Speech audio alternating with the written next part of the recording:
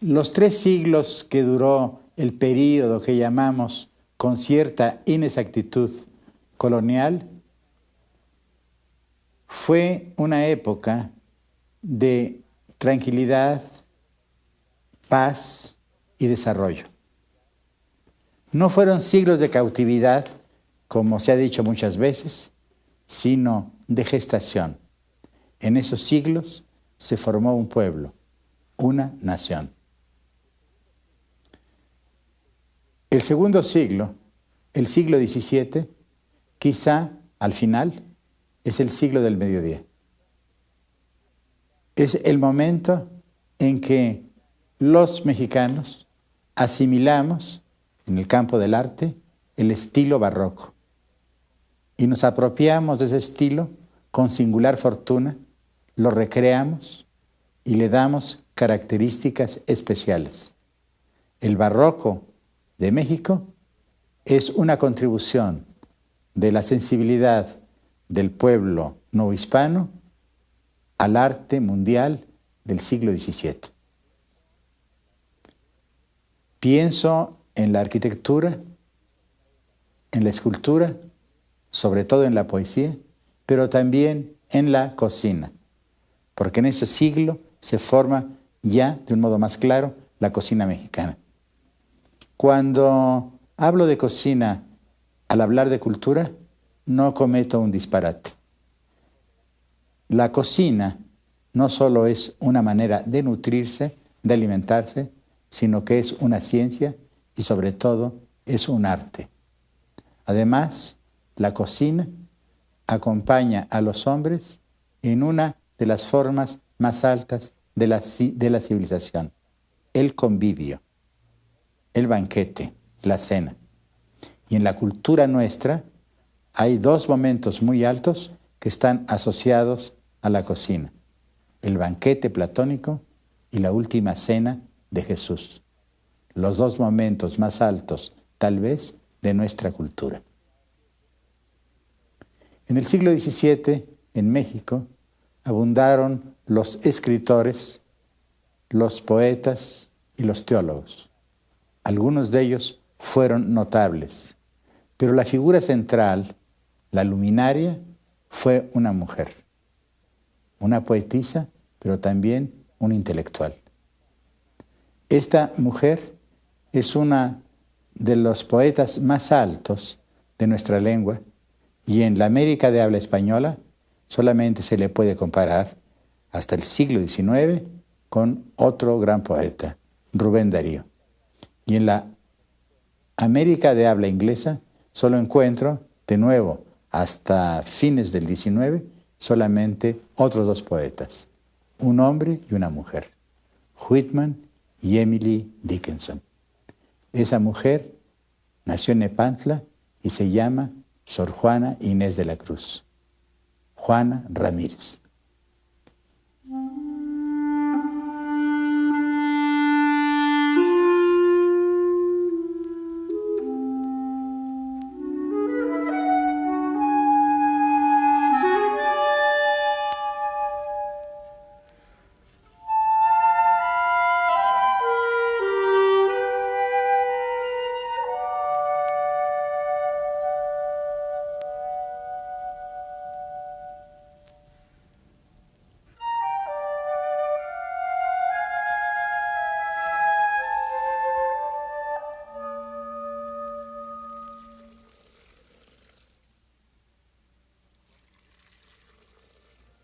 Juana Inés nació en el caserío de San Miguel Nepantla, en las estribaciones del volcán Popocatépetl, el año de 1648.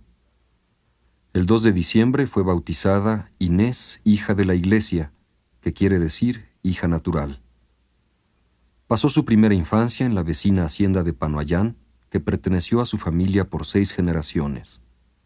Sabemos poco de su infancia, apenas lo que ella misma nos deja vislumbrar en sus escritos.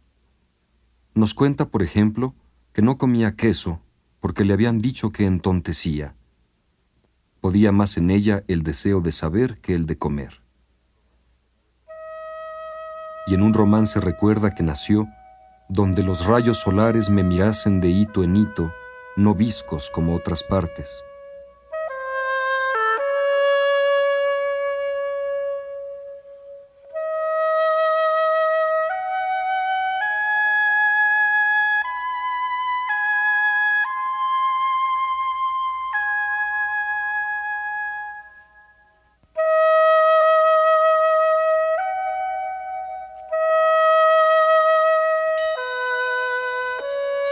Ánimo risueño, vivaz y juguetón, agudeza y donaire. Esos fueron los rasgos que la distinguieron en la madurez y que en su infancia deben haberse manifestado como fantasía y travesura.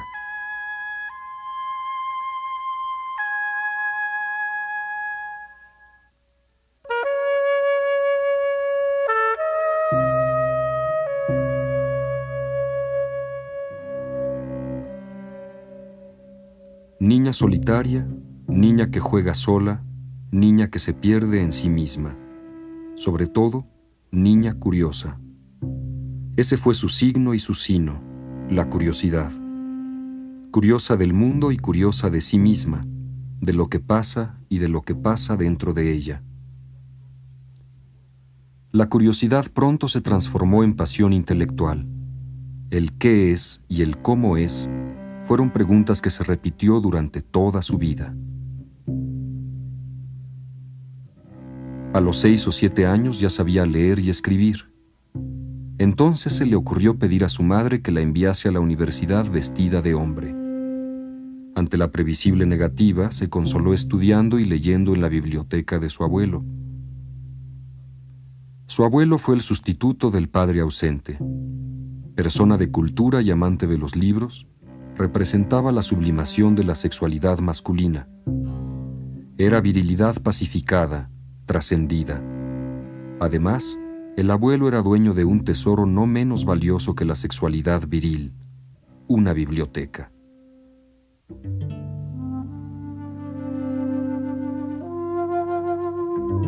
Las memorias infantiles de Juana, a pesar de su carácter fragmentario, permiten imaginar a la niña en su casa, los mayores y sus conflictos, las hermanas y sus juegos, las nanas y sus leyendas, las enfermedades y sus trabajos, los placeres y los asuetos, los altibajos de una familia en una hacienda colgada de una montaña.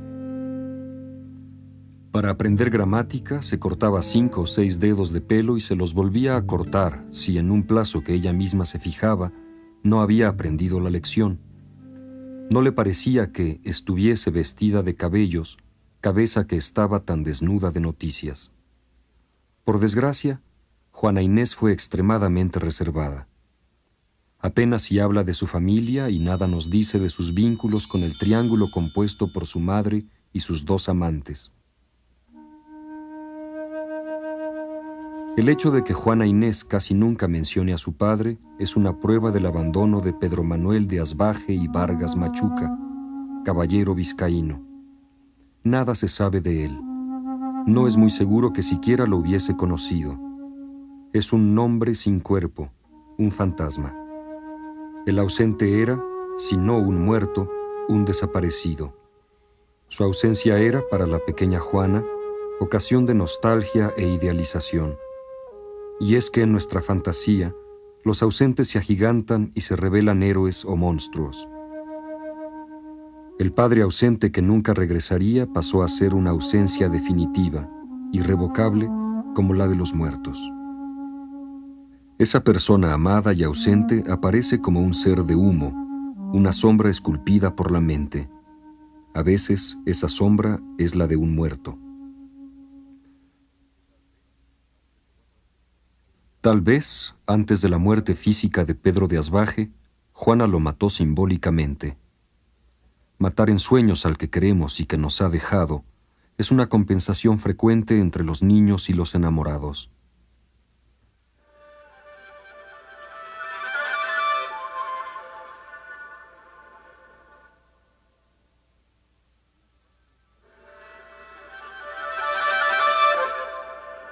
Asbaje era un espectro, Diego Ruiz Lozano un ser de carne y hueso.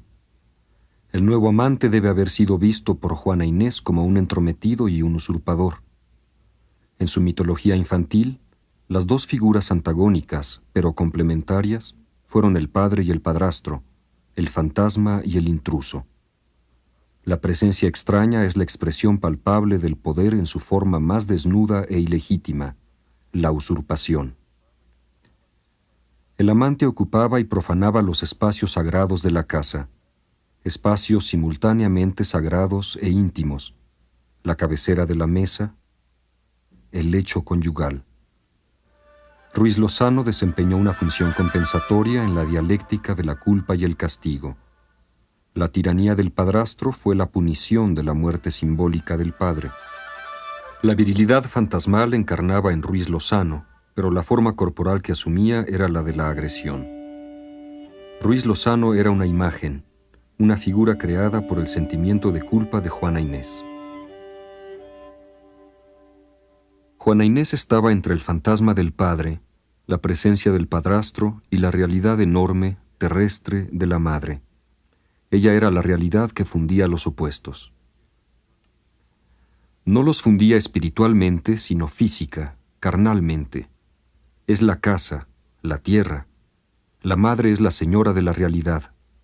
Hay que verla como ella la vio de niña, en el centro de la casa, a un tiempo reina y escándalo de la familia, un mundo de pasiones fuertes y de individuos débiles. En esa constelación afectiva, regida por vientos contrarios, la madre es el imán que atrae todas las voluntades y que las neutraliza o las desencadena. La señora del rayo y de la calma. Los libros del abuelo le abrieron las puertas de un mundo al que no podían entrar ni su madre ni sus otras hermanas, un mundo masculino, un mundo de clérigos, letrados y ancianos, donde desaparecía o se transformaba la agresividad de la sexualidad masculina. Desde entonces, Juana Inés vivió en un mundo de signos. Juana Inés habitó la casa del lenguaje. Esa casa no está poblada por hombres o mujeres, sino por unas criaturas más reales, duraderas y consistentes que todas las realidades y que todos los seres de carne y hueso, las ideas. La casa de las ideas es estable, segura, sólida. En ese mundo cambiante y feroz había un lugar inexpugnable, una biblioteca.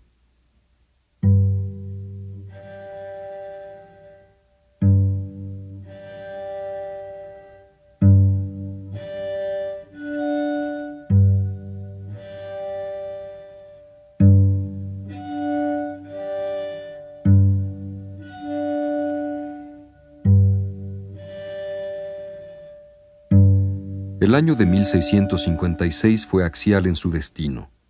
Su salida hacia México coincidió con la desaparición de su abuelo y la aparición de su medio hermano, Diego.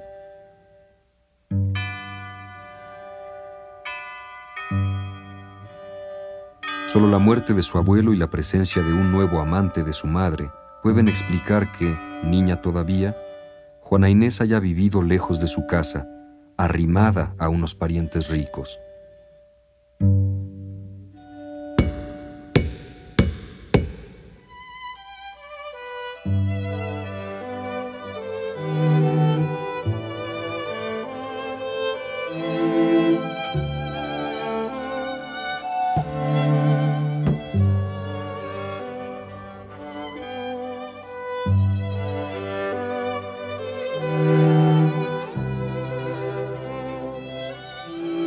¿Qué género de vida llevó en casa de los Mata?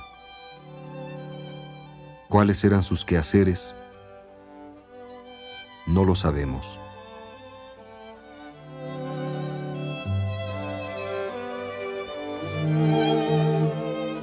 La soledad, de nuevo, se presenta como elemento natural, su condición originaria.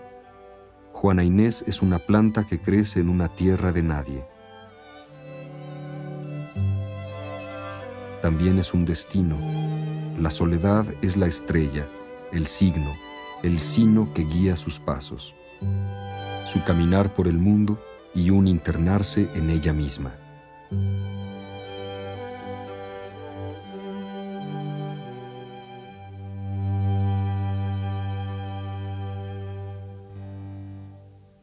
Al comenzar a observarse, Juana Inés fue más allá del narcisismo vulgar. Era una observación crítica, o mejor, autocrítica. No se miraba para admirarse, sino para explorarse, para recorrer sus minas y galerías interiores.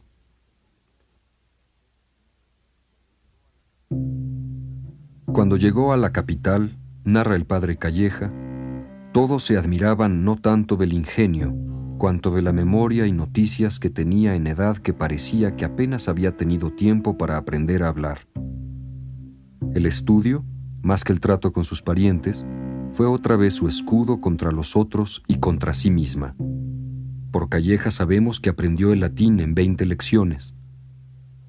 He hablado de soledad, no de aislamiento. La vida de Juana Inés en casa de los Mata estaba lejos de ser la de una anacoreta. Ella descubrió que podía estar sola en el bullicio del mundo.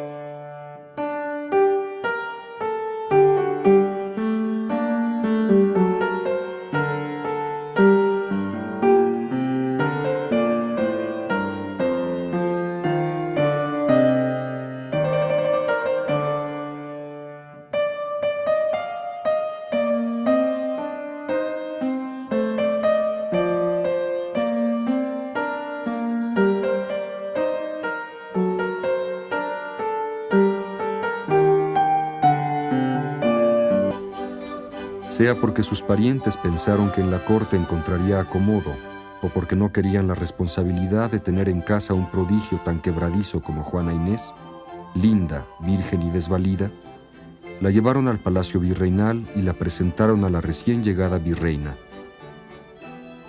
doña Leonor Carreto, marquesa de Mancera. Al punto fue admitida en su servicio, donde entró con el título de muy querida de la señora virreina. Juana Inés vivió al lado de los virreyes entre los 16 y 20 años. Son los decisivos en la vida de las mujeres de esa época. La precocidad era mayor entonces. Calleja no alude, claro, a ningún amor, pero sería absurdo descartar enteramente los devaneos y amoríos.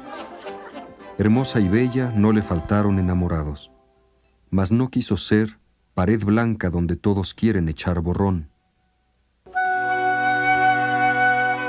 Tomó entonces los hábitos cuando iba a cumplir 21 años y profesó en el convento de San Jerónimo.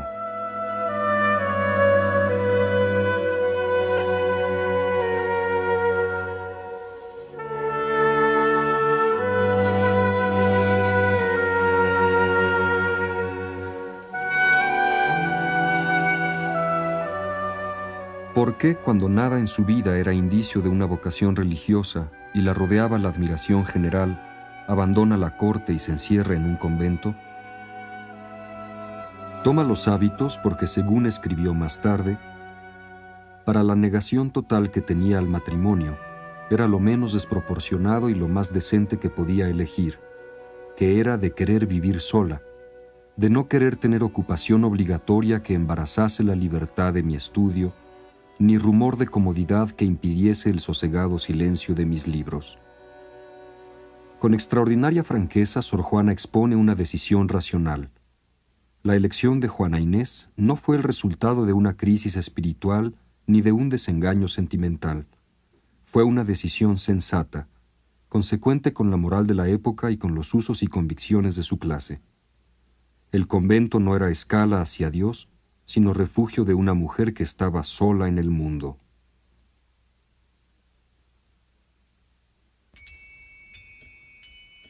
El claustro conventual es el equivalente de la biblioteca. No es un azar que la matriz se llame también claustro materno. La celda biblioteca es la caverna maternal y encerrarse en ella es regresar al mundo del origen. El lector no solo descifra las letras, sino que camina por los senderos que traza la escritura. Al caminarlos, sale del claustro que lo encierra y vaga por los espacios libres. La lectura es libertad, y el lector, al leer, reinventa aquello mismo que lee, participa en la creación universal. Leer el cielo o su doble, la página. Doble soledad, la del lector y la de la mujer autodidacta, porque Sor Juana estudió sola, no tuvo maestros, sus únicos y mudos confidentes fueron los libros. Podría agregarse, y los espejos. Su poesía está llena de espejos y de los hermanos de los espejos, los retratos. El espejo hace del cuerpo un simulacro de reflejos. Por obra del espejo, el cuerpo se vuelve, simultáneamente, visible e intocable. Es un triunfo de los ojos sobre el tacto. En un segundo momento, la imagen del espejo se transforma en objeto de conocimiento. Del erotismo a la contemplación y de la contemplación a la crítica. El espejo y su doble, el retrato, son un teatro donde se opera la metamorfosis del mirar en saber.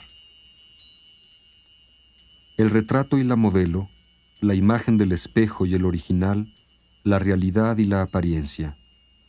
La verdadera realidad es la de la apariencia. Una y otra son copias de la esencia, pero la apariencia es más real que la realidad porque es más pura, menos sujeta al accidente y a la contingencia. No obstante, hay un interlocutor, invisible pero elocuente, que hace la crítica de la apariencia. El tiempo. Podemos imaginarla entre 1680 y 1690 en su celda biblioteca, tal como la pintaron Miranda y Cabrera. En el cuadro de Miranda está de pie, sentada en el de Cabrera. La semejanza comienza por el fondo de los dos cuadros, un paisaje de libros. Una mano a un tiempo firme y llena, blanca entre las mangas blancas del hábito y sobre la blancura del papel. En el cuadro de Miranda la mano sostiene una pluma, como una paloma que levanta con el pico una rama. En el de Cabrera, la mano se apoya en un libro abierto, como una paloma que posa en un alero. En los dos retratos la otra mano, la izquierda, acaricia las cuentas de un rosario muy grande y que hace las veces de un collar. El gesto es más galante que devoto. El medallón de la orden sobre el pecho como un escudo, la Virgen guerrera. El óvalo del rostro es perfecto como las manos y como ellas redondo y lleno. La boca es sensual, carnosa, en sospecha de un beso.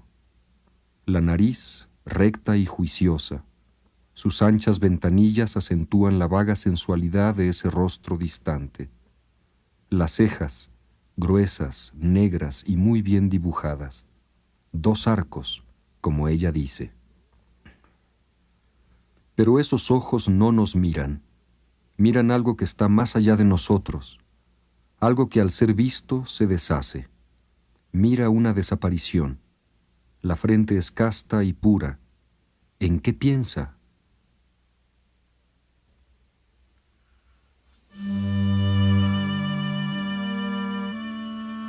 Juana Inés no se enterró en el convento.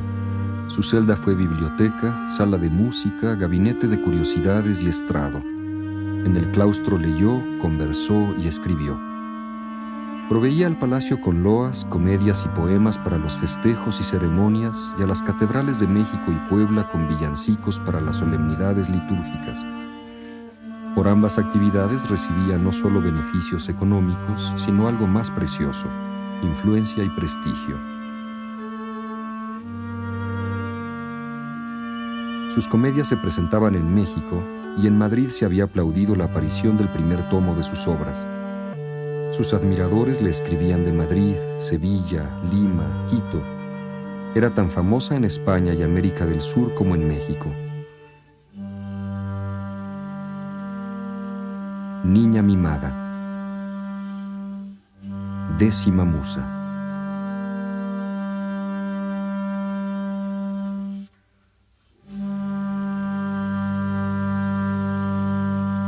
Ya es hora de hablar un poco de Primero Sueño el gran poema filosófico de Sor Juana. Es un poema muy difícil por su tema, por su asunto, pero también por su lenguaje y por su arquitectura verbal. Tal vez la mejor descripción de este extraño poema es la del padre Calleja, que fue lector inteligente y admirador de Sor Juana. Oigamos al padre Calleja. Él piensa que el tema de Primero Sueño es este. Siendo de noche, me dormí. Soñé que de una vez quería comprender todas las cosas de que el universo se compone. No pude, ni aun divisas por categorías, ni aun solo un individuo. Desengañada, amaneció y desperté. Me parece que en su concisión describe muy bien el tema de Primero Sueño. El cuerpo duerme, el alma está despierta, se lanza a los espacios para conocer los secretos del universo. Primero Sueño es un delirio, pero es un delirio racional. Es un poema no claro, no hay colores radiantes como en Góngora.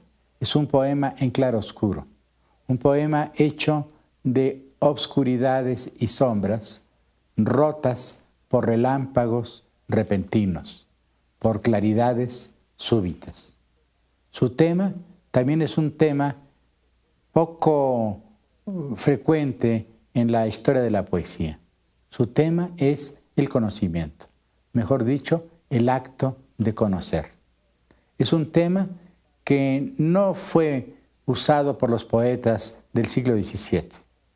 Ni Góngora, ni Quevedo, ninguno de los grandes poetas de este siglo escribió algo semejante. Tampoco en la tradición española. Para encontrar algo equivalente a este poema de Sor Juana, más bien hay que ir al siglo XX, a la poesía de Valéry o antes a la poesía de Mallarmé, es decir, a los grandes poemas filosóficos de la modernidad. El poema de Sor Juana es un poema filosófico profundamente influido por el neoplatonismo, como toda su poesía, pero en este caso el neoplatonismo hermético. Posiblemente bebió esas ideas en el padre Kircher, un jesuita famoso en su siglo. Naturalmente, Sor Juana insertó este neoplatonismo hermético en la neoescolástica de su siglo y de su época.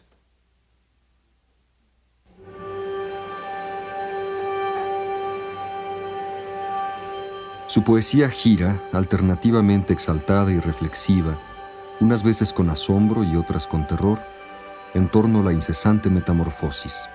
El cuerpo deseado se vuelve fantasma, el fantasma encarna en presencia intocable. Sus amores, ciertos o fingidos, fueron castos sin duda. Se enamora del cuerpo con el alma, pero ¿quién podrá trazar las fronteras entre uno y otro? Sor Juana se mueve entre sombras, las de los cuerpos inacibles y las de las almas huidizas. Detente, sombra de mi bien esquivo, imagen del hechizo que más quiero. Bella ilusión por quien alegre muero, dulce ficción por quien penosa vivo. Si al imán de tus gracias, atractivo, sirve mi pecho de obediente acero, ¿para qué me enamoras, lisonjero, si has de burlarme luego, fugitivo? Mas blasonar no puedes, satisfecho de que triunfa de mí tu tiranía, que aunque dejas burlado el lazo estrecho que tu forma fantástica ceñía, poco importa burlar brazos y pecho, si te labra prisión mi fantasía. Eras una niña, como digo a usted, cuyos años eran 8 sobre 10. Esperen, aguarden, que yo les diré. Esperen, aguarden, que yo les diré.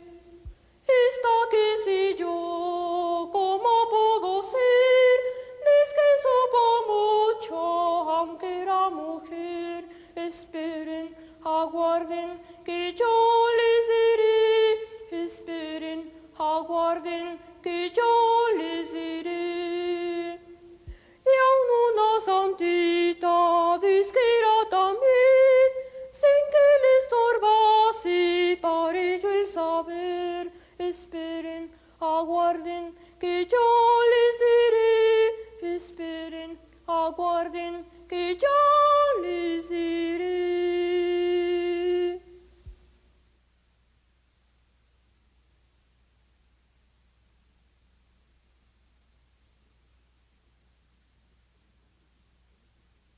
Los hombres de sus sonetos y sus liras son siempre ausencia o desdén, sombras huidizas. En cambio, sus retratos de mujeres son espléndidos, señaladamente los de su amiga y protectora, María Luisa Manrique de Lara, virreina de México y condesa de Paredes. El romance en esdrújulos que pinta la proporción hermosa de esta señora es una de las obras memorables de la poesía barroca.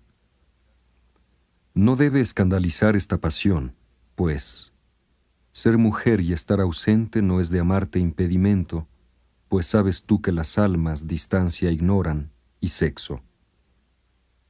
Muchos de esos poemas fueron escritos para acompañar regalos o para agradecerlos. Yo la ceñiré, señora, porque más decente sea alfombra para tus plantas coronada mi cabeza. Doyle por ella a tus pies 1000 besos en recompensa, sin que parezca delito, pues quien da y besa no peca.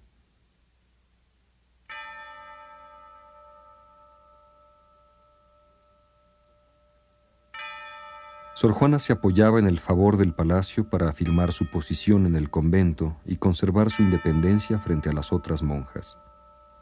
Así, tuvo que enfrentarse no solo a las intrigas y celos de la comunidad, sino más profundamente a la incompatibilidad entre la vida libre y solitaria del escritor y la vida colectiva y rutinaria del convento.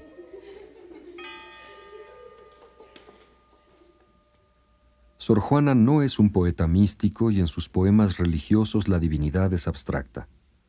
Para ella, Dios es idea, concepto. Incluso si la teología es la reina de las ciencias, ella se demora en sus aledaños, física y lógica, retórica y derecho. Pero su curiosidad no es la del especialista, aspira a la integración de las verdaderas particularidades e insiste en la unidad del saber.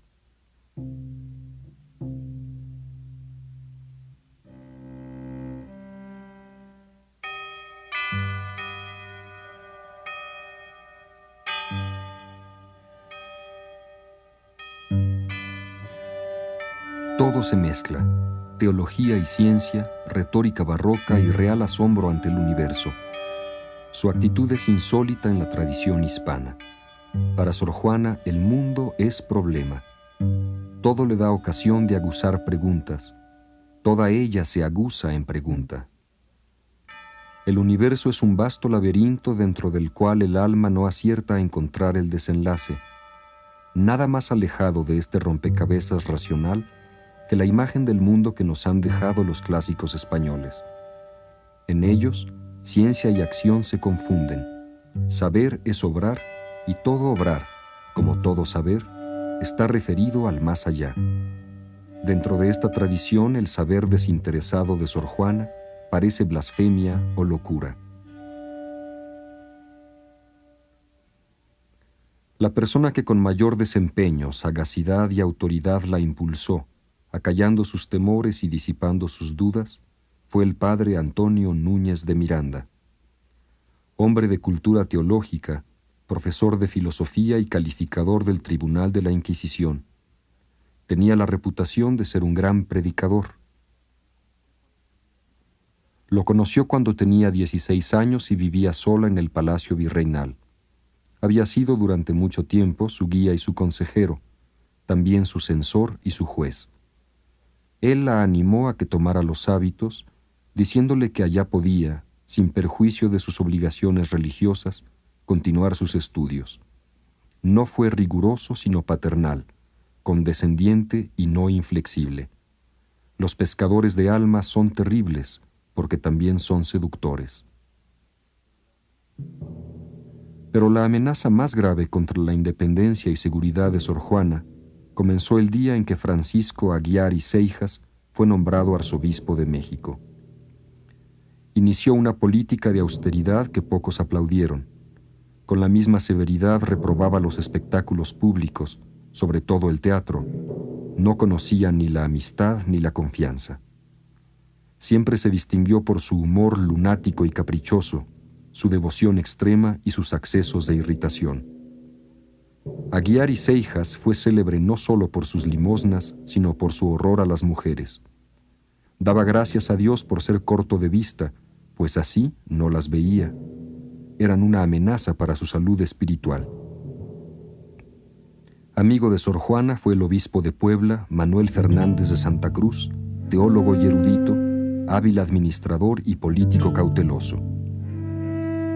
El obispado de Puebla era el segundo de Nueva España y no pocas veces sus obispos fueron rivales de los arzobispos de México. Las rivalidades de los prelados se expresaban en formas encubiertas.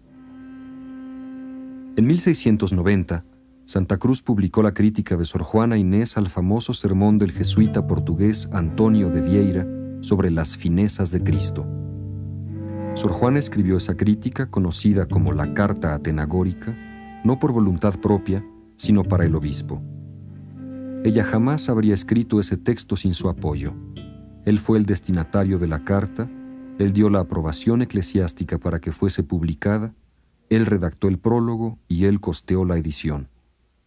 La Carta Atenagórica fue el único escrito teológico de Sor Juana. Era insólito que una monja mexicana se atreviese a criticar, con tanto rigor como osadía intelectual, al célebre confesor de Cristina de Suecia. Pero si la crítica a Vieira produjo asombro, la singular opinión de la poetisa acerca de las formas divinas debe haber turbado a aquellos mismos que la admiraban. Sor Juana sostenía que los mayores beneficios de Dios son negativos. Premiar es beneficio, castigar es beneficio, y suspender los beneficios el mayor beneficio, y el no hacer finezas la mayor fineza. El obispo de Puebla no oculta su desacuerdo.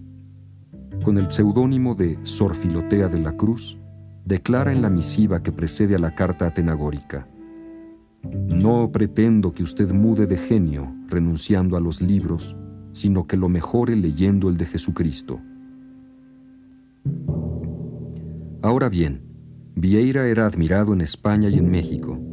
Esa gloria fue en gran parte reflejo del predominio de la Compañía de Jesús. Y entre los amigos y admiradores de Vieira se encontraba, en primera fila, Aguiar y Seijas. La Carta Atenagórica es un texto polémico en que la crítica a Vieira esconde una crítica a Aguiar. Esa crítica la hace una mujer, nueva humillación para Aguiar, que odiaba a las mujeres.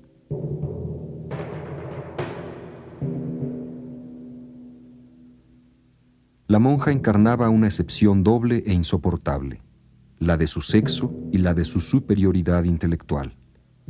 Aguiar y Seijas juzgaba a abominación la conducta de una monja que, en lugar de azotarse, escribía comedias y poemas.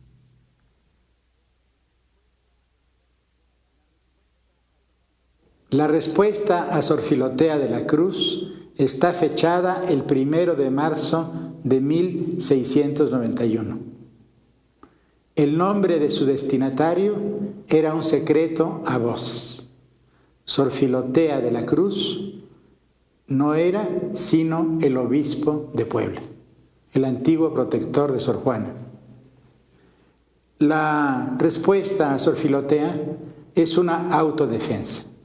¿Y de qué se defiende Sor Juana? Se defiende de la acusación que se le ha hecho, un amor inmoderado a las letras humanas, un amor que le ha hecho olvidar sus deberes religiosos. Para defenderse, Sor Juana recuerda su niñez y la afición invencible que sintió desde niña por el saber.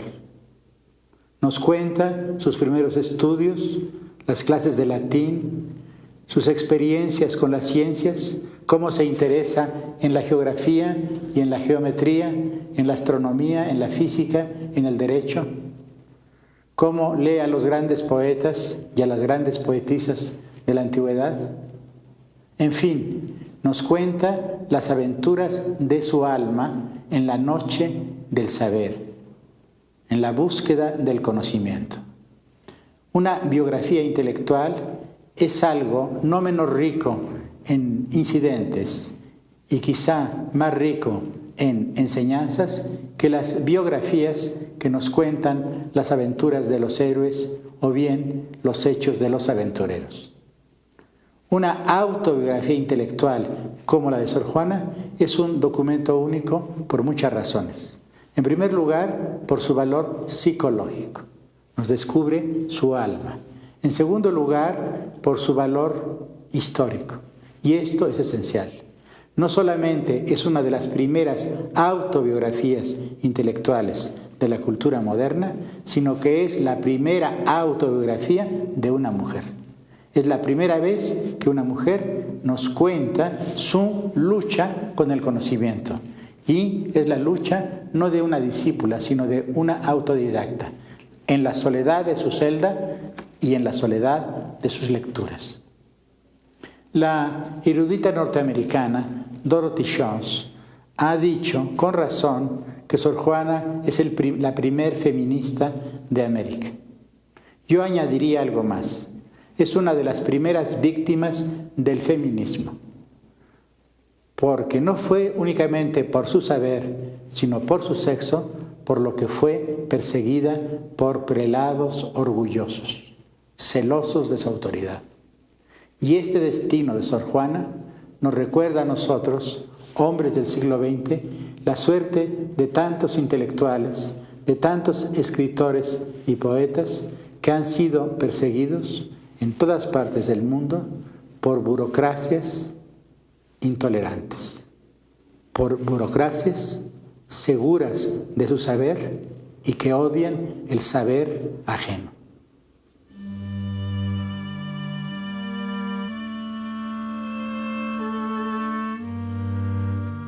La actitud de Fernández de Santa Cruz reveló una cautela que colindaba con la doblez y la hipocresía.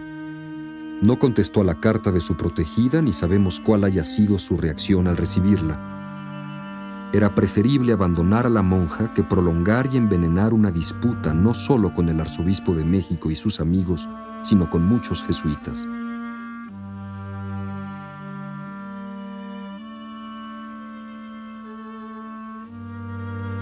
Sería un error creer que Sor Juana era objeto de una conspiración deliberada. Se enfrentaba a un difuso estado de espíritu que crecía y crecía lentamente. Poco a poco la manera adversa la cercaba. Ella se daba cuenta y resistía. No perdió nunca, salvo al final, el dominio de sí misma.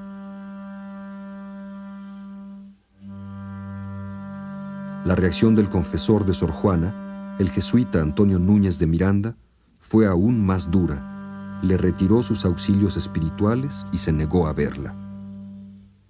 Soledad, prueba pero también trampa para los acongojados. No tenemos más remedio que saltarla o abdicar. La soledad de Sor Juana era cada vez más hostil. Afuera, cercada por prelados cuyo poder era tan grande como su severidad.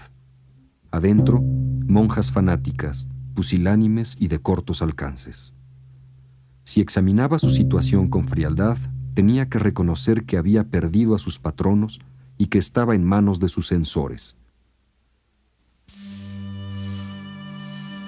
Un día u otro, si persistía en su actitud, tendría que hacerles frente, ya no como críticos, sino como acusadores y jueces. Esta idea le inspiraba pavor. Entonces se convertía mentalmente en su aliada y veía en su congoja presente el natural resultado de su vida pasada. Se había servido de la religión como un biombo para dedicarse a pasiones y afanes mundanos, con frecuencia pecaminosos. ¿Qué había sido para ella la poesía? Fantasma que alimentó sin saciar sus sueños sensuales y sus desvaríos intelectuales. Quimera labrada por su vanidad y su lujuria, su amor al mundo y a sí misma. Perdidos en una cavilación sin fin y en el inacabable examen de culpas imaginarias, temperamentos como el suyo terminan por condenarse a sí mismos. Incapaces de redimirse por sí solos, buscan afuera lo que no encuentran en ellos, un apoyo, un sostén, a quién volver los ojos, a quién acudir. La ruptura entre la monja y Miranda, su director de conciencia, fue cruel, y más cruel aún fue la reconciliación que ella logró solo con la sumisión. Primero fue blando y la animó, después severo, se volvió su torcedor. ¿Por qué le pidió volver?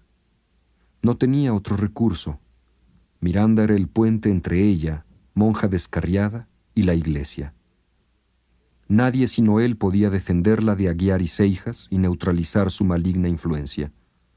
En su decisión, como en casi todos los actos humanos, había, todo junto, cálculo, ansia de romper su soledad y arrepentimiento de faltas magnificadas por la aprehensión. Había sobre todo miedo. Todo fue humo. Nada más natural que volviese los ojos hacia su primer guía y protector, aunque supiese que volver era abdicar. Estaba vencida.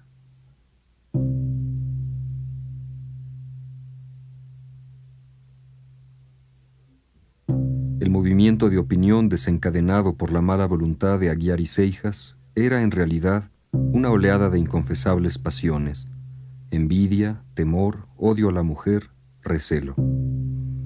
Pero salían a la luz bajo la máscara de la ortodoxia y les daba unidad la complicidad que ha unido siempre a las burocracias. Unos querían convertirla en una teóloga, otros en una santa. Todos querían doblegarla, callarla. El saber como transgresión implica el castigo del saber. Tiempo después entregó todos sus libros e instrumentos músicos y de ciencia al arzobispo Aguiar y Seijas para que los vendiese y con el producto auxiliase a sus pobres. Así se dispersó la biblioteca de uno de los grandes poetas de América.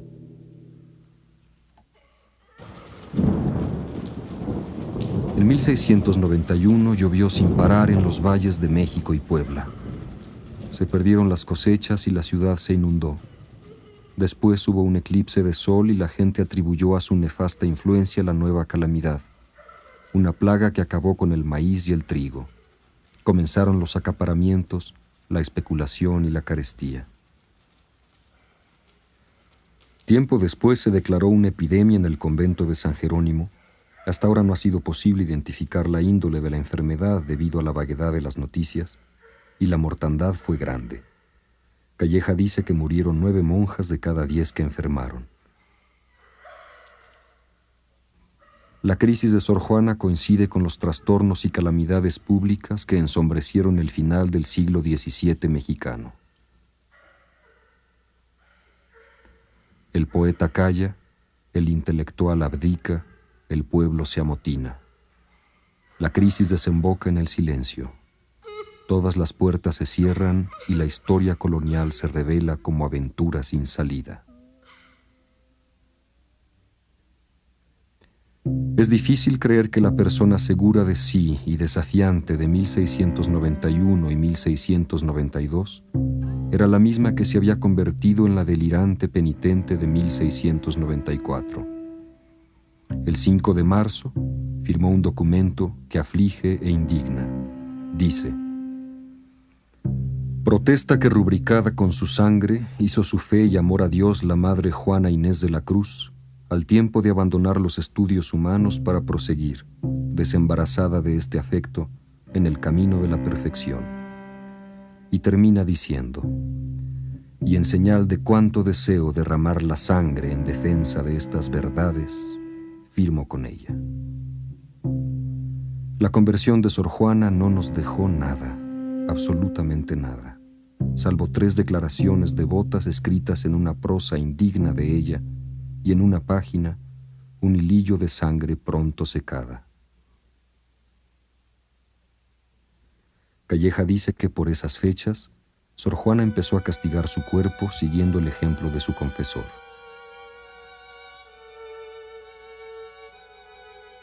Quedóse la Madre Juana sola con su esposo y considerándolo clavado en la cruz por las culpas de los hombres, el amor le daba alientos a su imitación, procurando en su empeño crucificar sus apetitos y pasiones, con tan fervoroso rigor en la penitencia que necesitaba del prudente cuidado y atención del Padre Antonio para ir de la mano porque no acabase a manos de su fervor la vida.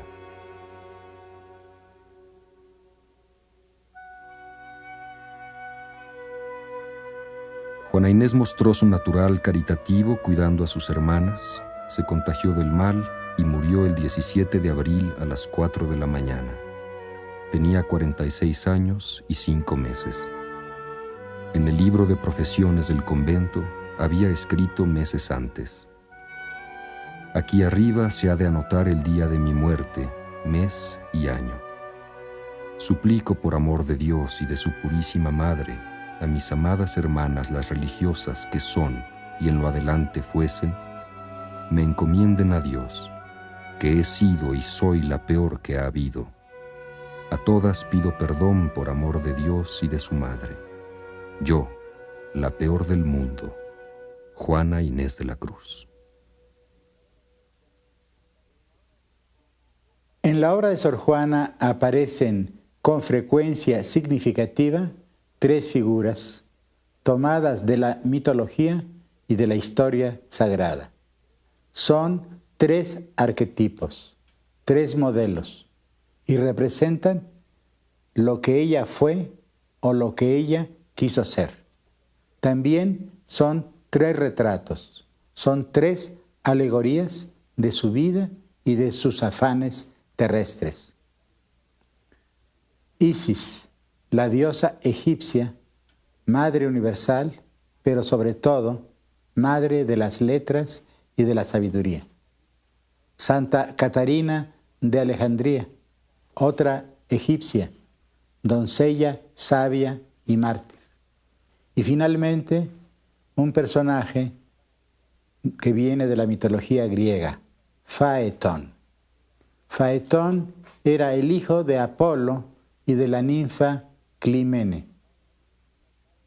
Un día, cansado de las burlas de sus compañeros, que piensan que no es muy claro su origen, sube hasta donde vive su padre, el dios Apolo, y le pide algo inusitado: guiar él, el joven Faetón, los caballos del sol. Apolo duda, es una tarea divina, pero al fin accede.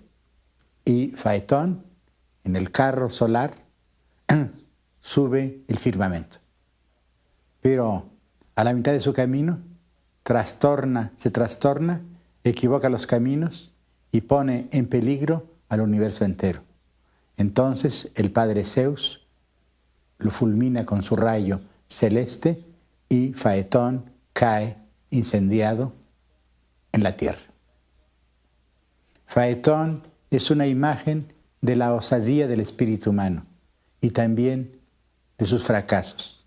Y por eso Sor Juana dice que pertenece a aquellos que quieren eternizar su nombre en su ruina. Ella es uno de esos espíritus osados que quieren conocer, saben que el conocimiento absoluto es imposible, pero sin embargo quieren eternizar su nombre en esa empresa temeraria. En la figura de Faetón hay 2 movimientos contrarios: el ascenso y la caída. Estos 2 movimientos representan con mucha fidelidad la vida misma de Sor Juana. La transgresión, la osadía de su espíritu que quiere conocer y el castigo. Pero hay un momento en que el ascenso y la caída se cruzan. Ese momento, Sor Juana sin duda lo adivinó, lo vio. Ese momento en que los 2 movimientos se juntan, dibuja en el espacio espiritual el jeroglífico de la libertad. Sor Juana o la libertad del espíritu.